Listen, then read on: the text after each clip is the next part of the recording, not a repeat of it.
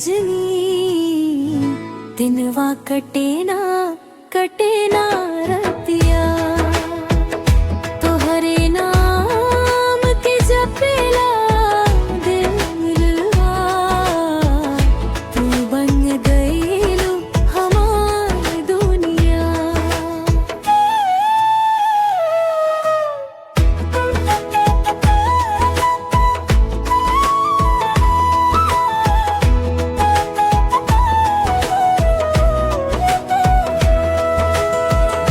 पहला नजर में दिलवा हराइल प्यार के दिया मन में जराइल तोहरे हंसी लागे फुलवारी तोहरे बात लागे मधुर प्यारी तोहरे खातिर धड़के करेजवा तू ही बाड़ू हमार खुशियाँ। तोहरे बिना मन ना लागे ए सजनी दिनवा कटे ना रतिया तोहरे नाम के जपेला दिल में भिवा तू बन गईलू हमार दुनिया।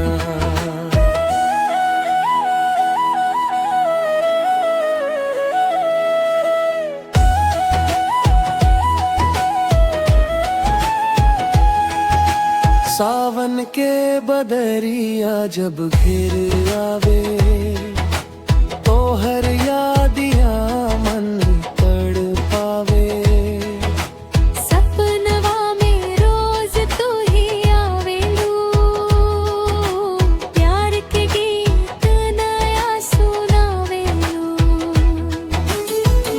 जन्म जन्म के साथ निभई